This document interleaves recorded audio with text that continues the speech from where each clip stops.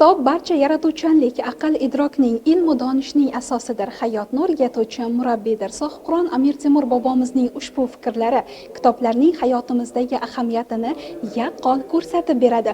Bugun Jizzax viloyat axborot kutubxona markazida Milliy adabiyot o'zlikni anglatadi deb nomlangan ma'rifiy anjuman tashkil etildi. Ahamiyatli jihati ushbu ma'rifiy anjumanda yozuvchi shoirlarimiz, yoshlarimiz va kutubxona xodimlari faol ishtirok etishmoqda. Yana bir quvonarli holat shundaki, mazkur anjumanga turli tashkilot vakillari o'zlarining kitoblardan iborat sovg'alari bilan kelishdi va kutubxona fondini yanada boyitishga o'zlarining munosib hissalarini qo'shdi. Biz ayni vaqtda ushbu anjuman haqida ma'lumot olish uchun axborot kutubxona markazi rahbari Hafiza opa Qudratovaga yuzlanamiz. Assalomu alaykum. Assalomu alaykum. Bugungi anjuman chin ma'noda kitob bayramiga aylanib ketdi va bu anjumanni tashkil etishda ko'plab hamkor tashkilotlar bilan birgalikda ish olib bordingiz. To'g'ri, bugungi kunda kutubxonachilik sohasi, kitobxonlik madaniyatini tizimli harakatga olib kelish siyosat darajasiga chiqdi deb o'ylayman. Muhtaram prezidentimiz mana 2026-yil yanvardan ilk o'sha boyagi vatan taraqqiyotini, ravnaqini yo'lga qo'yish bo'yicha olganda bugungi kundagi yoshlarni komil inson qilib tarbiyalashdagi birinchi o'rinda turgan kitob mutolaasiga e'tibor qaratib, kitobxonlik madaniyatini takomillashtirish to'g'risidagi 9-sonli qarorlarga imzo chekdilar. Biz buni juda katta quvonch bilan kutib oldik. Mana shu viloyatimiz rahbari, hokimi shaxsan mana shu qarorga asosan viloyatda barcha tashkilotlarni, fuqarolarni kitobxonlikka jalb qilish maqsadida, kutubxona fondini boyitish maqsadida o'zlarining qarorlarini ishlab chiqdilarda va mana shu qaror asosida 5 kitob loyihasini o'tkazishni yo'lga qo'ydilar. Bugun shu bilan birgalikda yana bir quvonchli holat bo'ldiki, mana shu muhtaram prezidentimizning qarorlari ijrosini ilk tadbiri Xalqaro adabiyot, san'at, madaniyat va ijtimoiy fanlar akademiyasi bilan boshlangan hamkorlik tadbirlarimiz bo'ldi.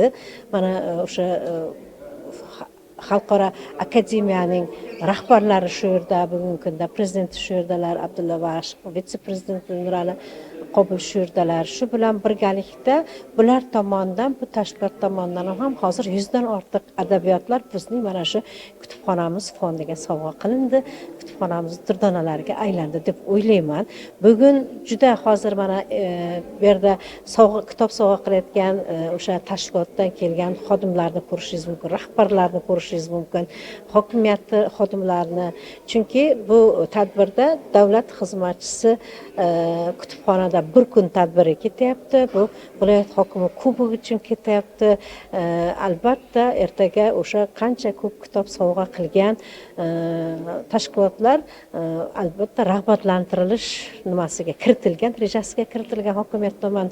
Qolaversa prezidentimizning mana shu qarorlarida ham bugungi kunda bir nafar fuqaro 10 dona kitob o'qish ishini yo'lga qo'yishni bizga maqsad qilib berganlar.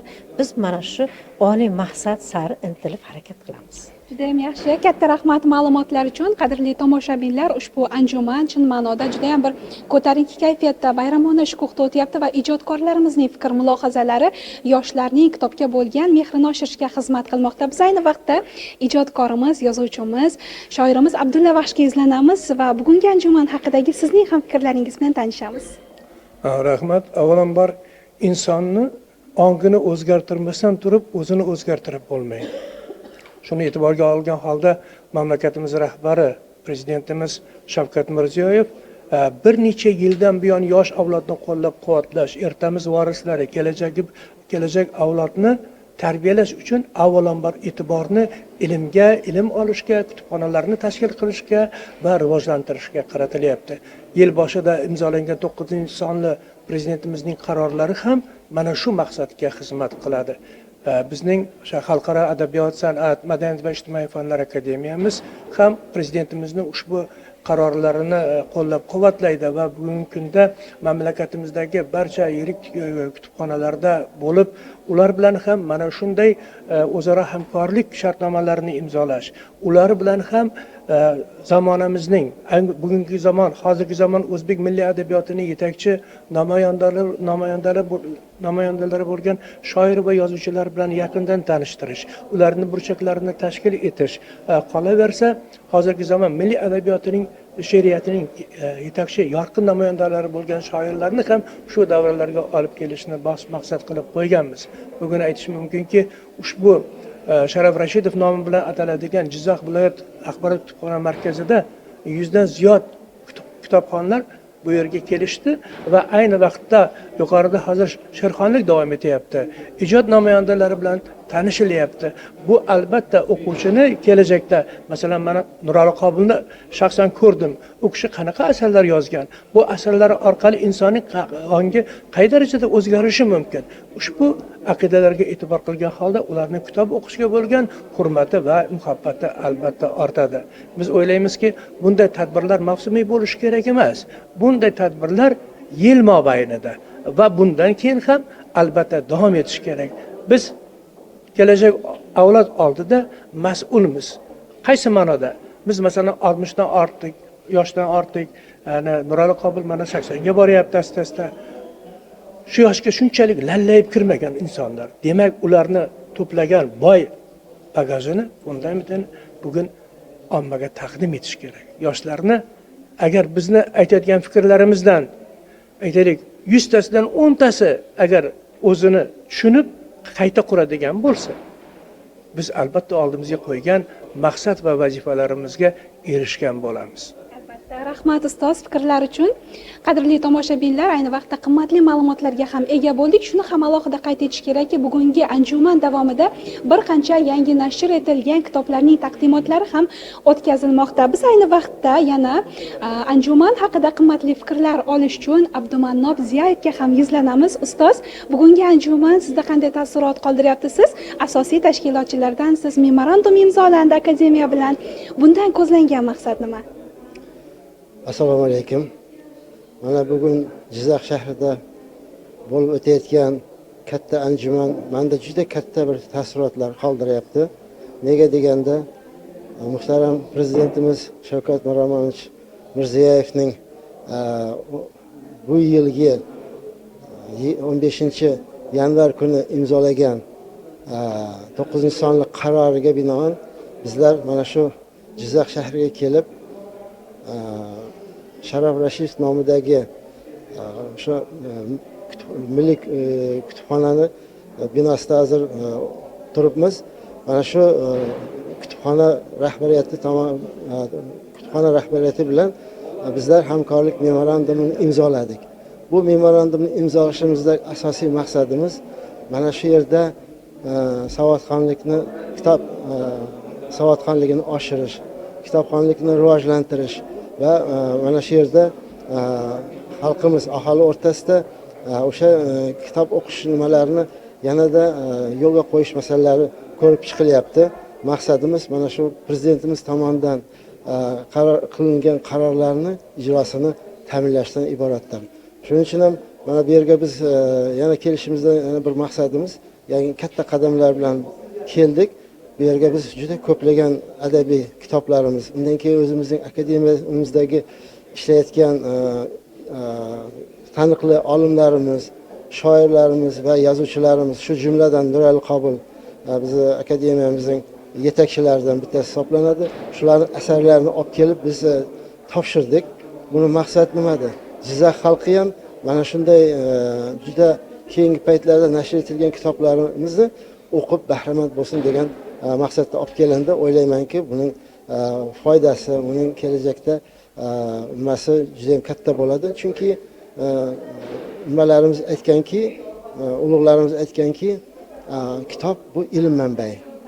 Ana shu ilm manbaidan bahramand bo'lish uchun albatta bu kitobni o'qish kerak, mutolaa qilish kerak va undan keyin o'shandagi olingan bilimlarni ga qarab turib keyingi nimalarni rivojlantirish mumkin. Shundagina davlatimizda agar ilmli odamlar ko'p bo'lsa va undan keyin mana shunaqa kitobxonlikni sevadigan insonlar ko'p bo'lsa, o'ylaymanki davlatimizning kelajakda ravnaqi, rivojlanishi menimcha juda ham yuqori darajalarga yetadi degan umiddamiz.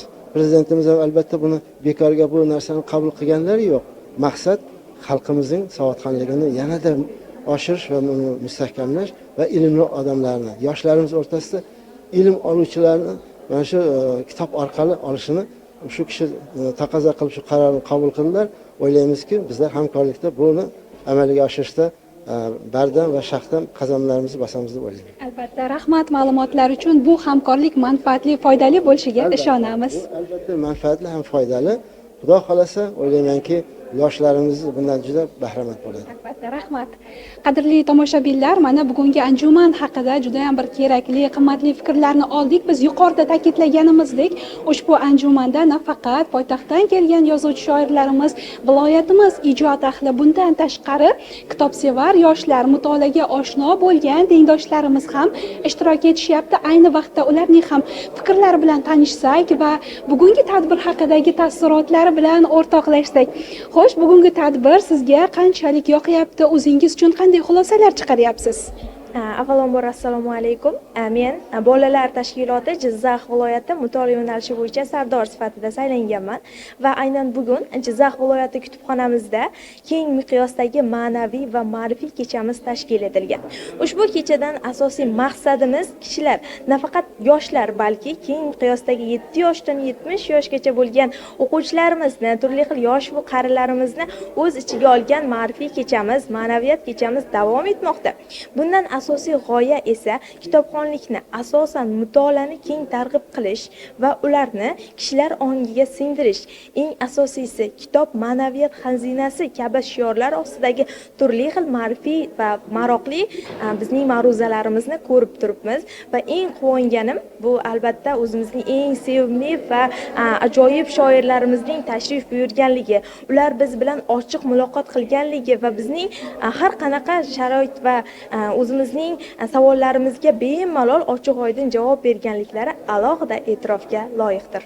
Juda ham yaxshi, rahmat fikrlar uchun. Bu tadbir sizga yoqqanligidan biz ham quvondik. Nafaqat bu tengdoshimizga, balki mana shu tadbirga kelgan barcha yoshlarda juda ham bir katta taassurot qoldirganligiga biz ishonamiz. Mashhur yozuvchimiz Abdulhamid Cho'lpon ta'kidlaganidek, adabiyot yashasa, millat yashaydi. Mana shunday ma'naviy, ma'rifiy anjumanlar bo'lsa, kitobxonlikni targ'ib qilishda muhim ahamiyat kasb etadi. Qadrli tomoshabinlar, biz sizga mazkur tadbirning to'liq tafsilotlarini dasturlarimiz davomida yetkazishga harakat qilamiz. Hozircha esa xayrlashamiz. Omon bo'ling.